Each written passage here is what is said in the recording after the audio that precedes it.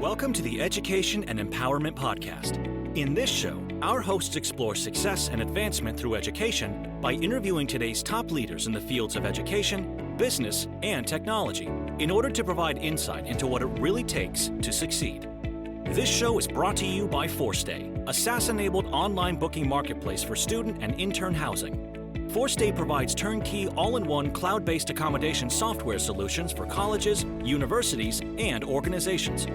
Learn more at offcampus.fourstay.com and landlords.fourstay.com. All right, let's get into the show.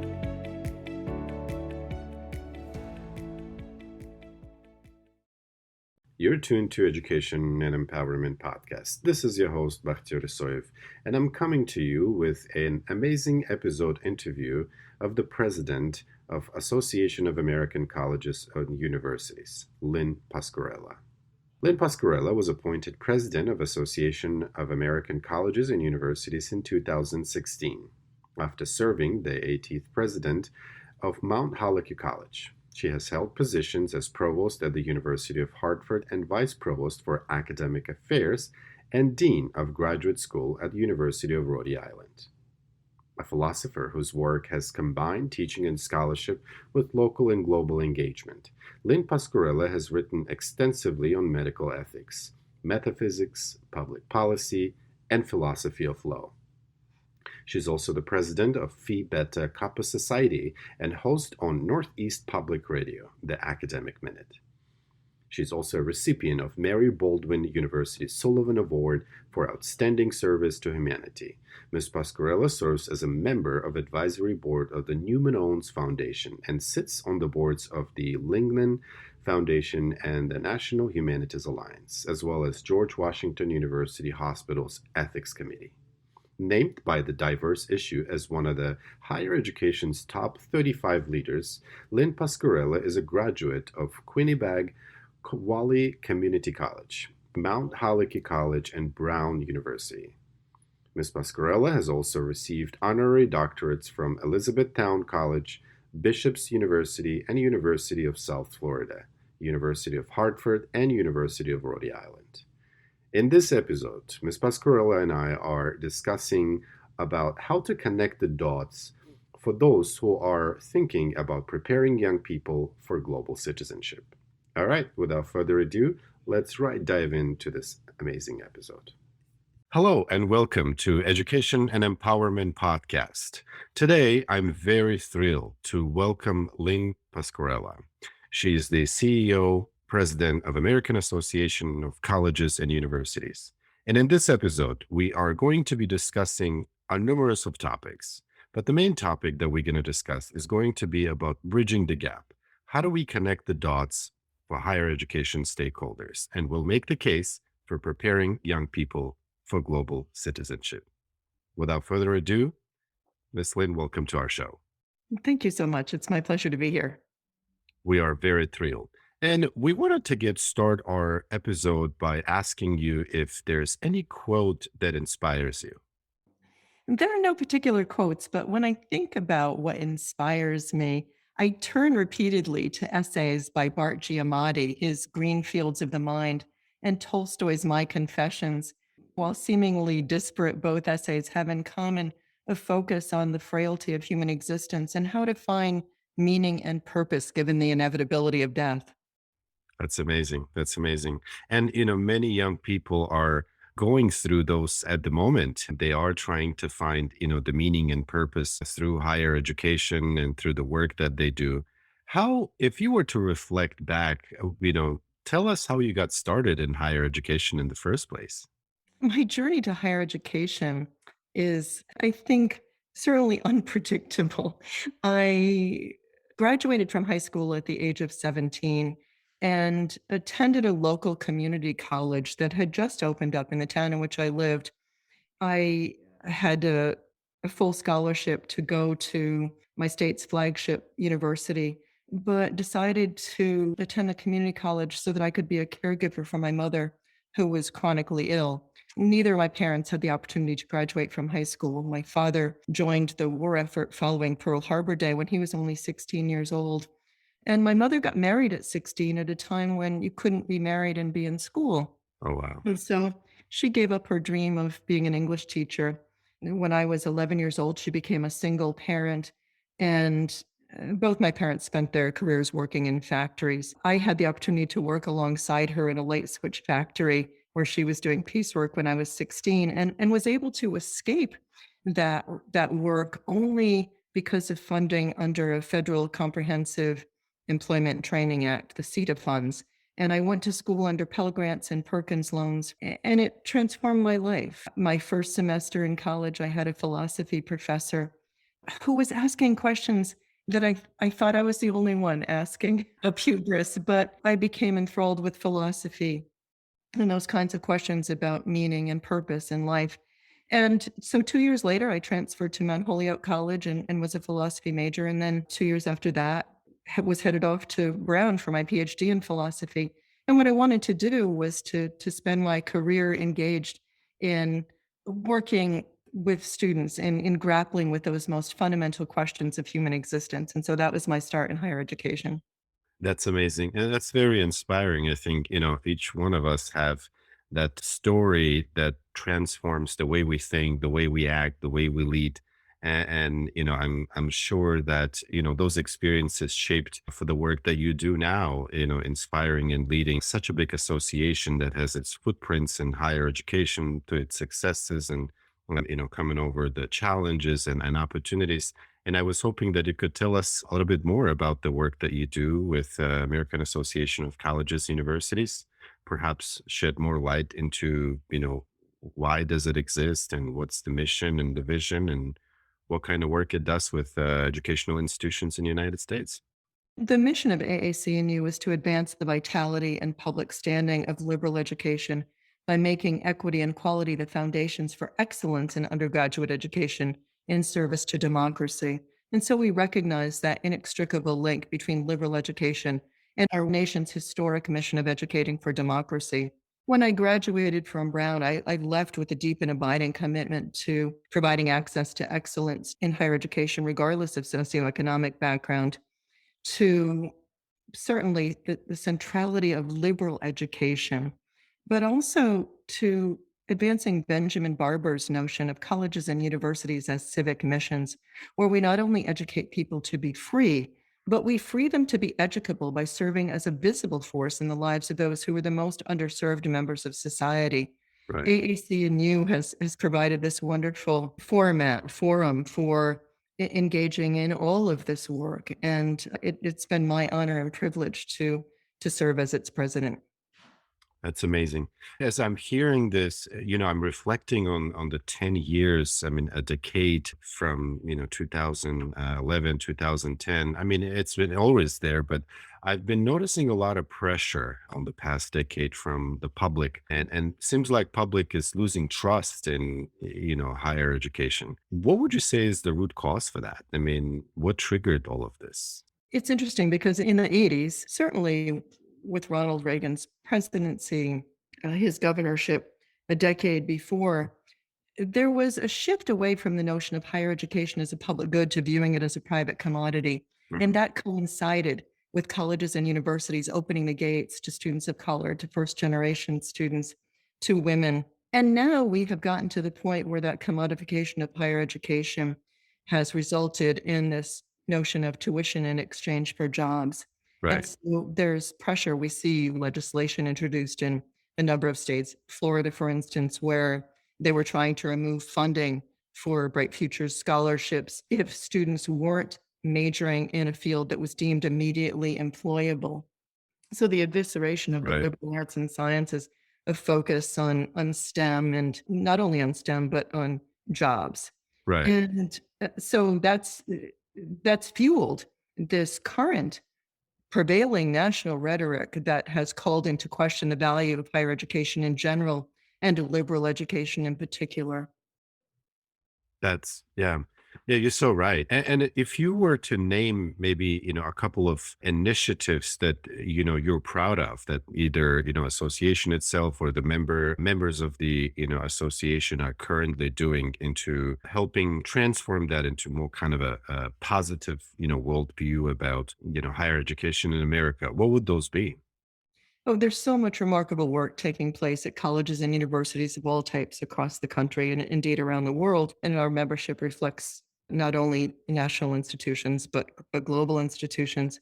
And, I'm most proud of the work that we are doing now at this moment of racial reckoning to jettison a belief in a hierarchy of human value through our work with Truth, Racial Healing, and Transformation campus centers, our work with Ibu Patel and speaking across religious differences. Ibu leads the Interfaith Youth Corps. Mm, Our work around global initiatives, civic engagement, where we are focusing on the transformative power of higher education, not only in help serving as an economic catalyst, but in preparing students for work citizenship. And we have STEM initiatives to diversify STEM, a project called Value, the ballot assessment of learning in undergraduate education, that's pushing back against standardized tests that we know disadvantage students of color, women, other students who are subject to stereotype threat, looking at assessing students in a way that is more equitable. And so those are the basis for right. programs around open educational resources, around rubric design, enhancing teaching in ways that ensures that colleges and universities are places of welcome and belonging for all students at all institutions. And it's not an easy job. I mean, as you say this, I'm sure this is a lot of work that needs to be done. And it's, not a single institution. It takes, as an African proverb, it takes a village to raise a child. So it takes entire higher education and all the stakeholders to commit to this mission and vision. And I really applaud the work that you do there. Look forward to, all the new transformations that, are going to happen soon. And, as I'm thinking about this, I wonder if the whole COVID-19 added another layer of challenges to the work that you've been doing. And if you were to reflect on 2020 and 2021, what have you noticed? Can you elaborate on this a little bit? It certainly added a layer of complexity. What we have known for several years is that the current financial model for higher education is unsustainable. We can't continue to raise tuition, have burgeoning loan burdens, especially at times when job prospects for college graduates are uncertain. What we saw from COVID-19, despite the pivot to remote and online learning, that was really astounding on the part of institutions across the country, was the food and shelter insecurities experienced by students at all types of institutions, but also the expansiveness of the digital divide with Right. students lining up and to get computers or in digital parking lots because they didn't have access to internet or didn't have broadband high-speed internet. And so the equity issues have come to the fore of higher education at this moment of racial reckoning. So we need to reinvigorate, reimagine higher education in a way that is going to center this equity mandate. And I think that's what we've learned most from this. Because when we look at my colleague Sia Sheldon does work on cognitive bandwidth and the ways in which food and shelter insecurity, homophobia, racism, sexism, ableism reduce the capacity of students to engage in learning, which makes sense. You can't worry about how you're going to do on your next biology exam if you think you're going to get beaten to death because you're living in your car, or you're worried about where your next meal is going to come from. Right. Recognizing the ways in which higher education needs to go beyond teaching disciplines, but also in making sure that we are these places of welcome and belonging, focuses on issues of cognitive bandwidth, the psychosocial issues, the well-being, a whole student, as we haven't in the past. It's been a, survival of the fittest approach. And that's no longer adequate as we address the equity imperative in higher education today.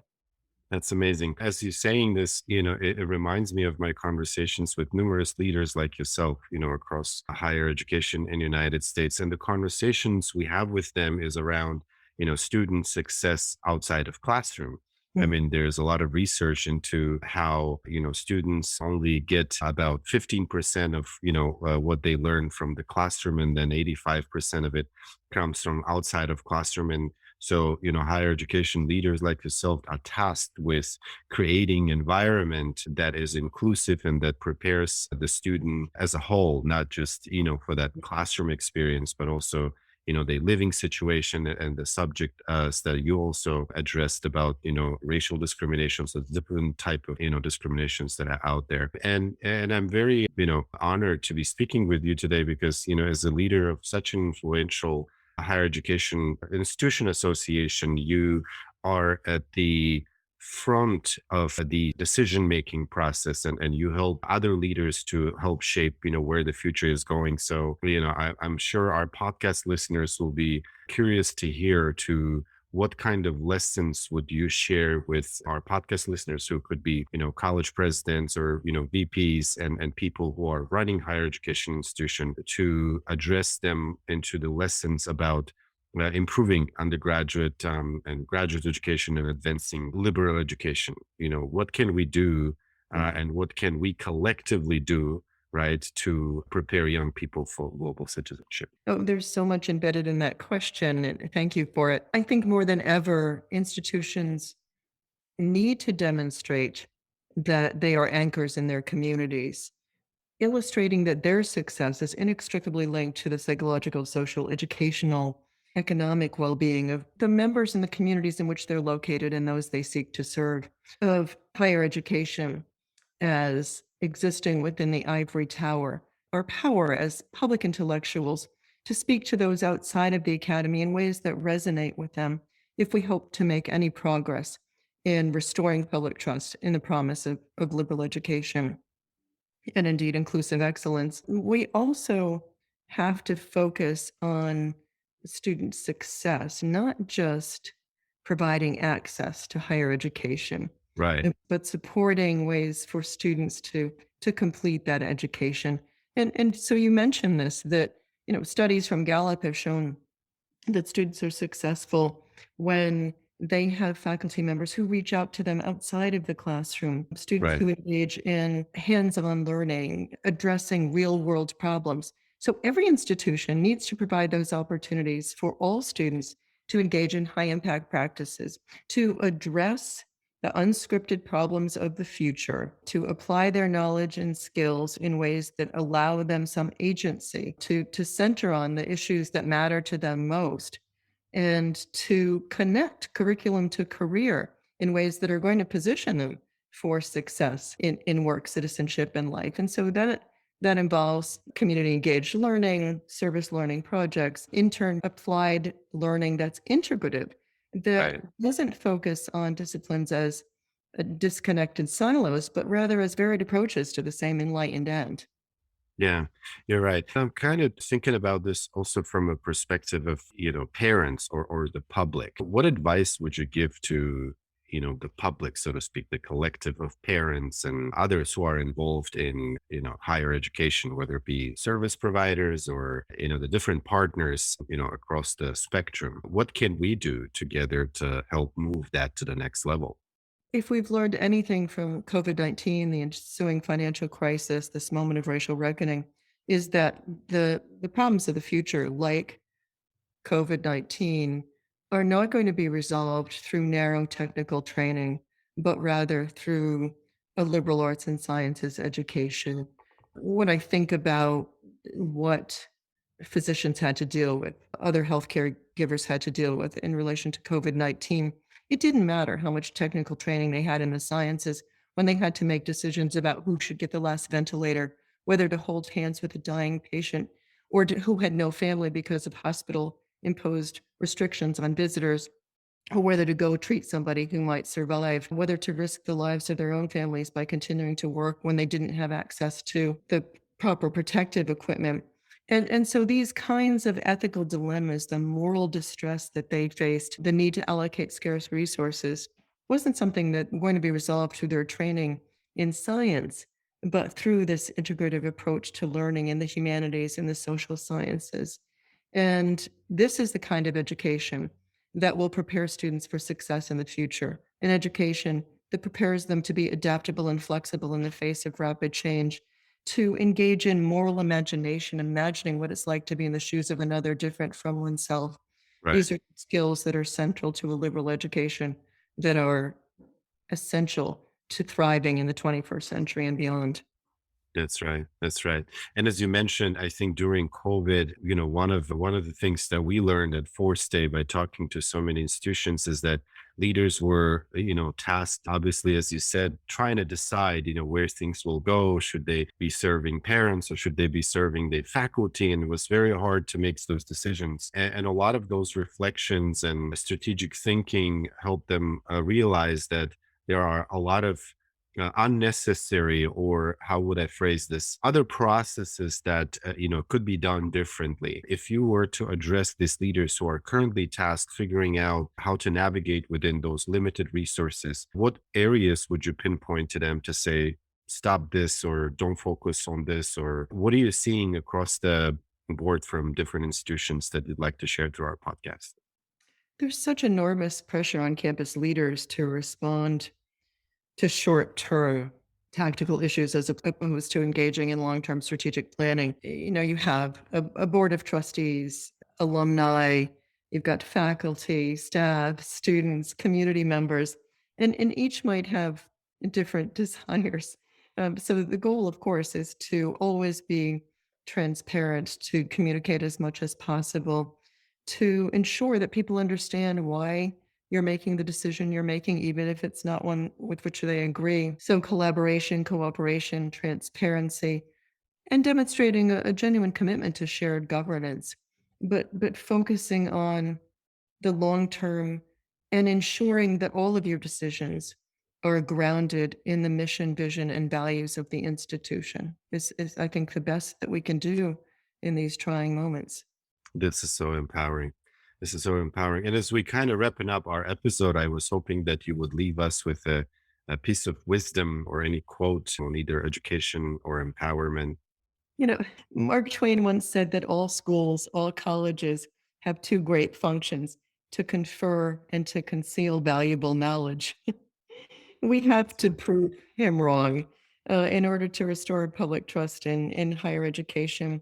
We need to be in the force, a force in the lives of those outside of the academy, making sure that we are co-creators of knowledge, taking advantage of local epistemologies and understanding the limits of our own resources. Otherwise, we end up doing, as Michael Sandel suggests, creating a tyranny of merit. Wow. Wow. This is very inspirational. And, on behalf of Education and Empowerment Podcast, on behalf of, fourstay team, we really applaud the work that you do and looking forward to seeing where education is taking us. And we know that higher education is in good hands because of leaders like yourself. So thank you so much for coming to our podcast. Until our next show, we'll talk to you soon. Thank you. My pleasure. Excellent. Thank you so much.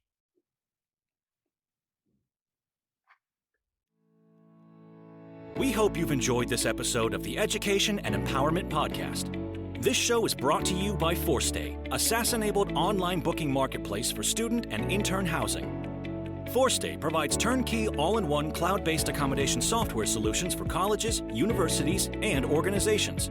Learn more at offcampus.fourstay.com and landlords.fourstay.com.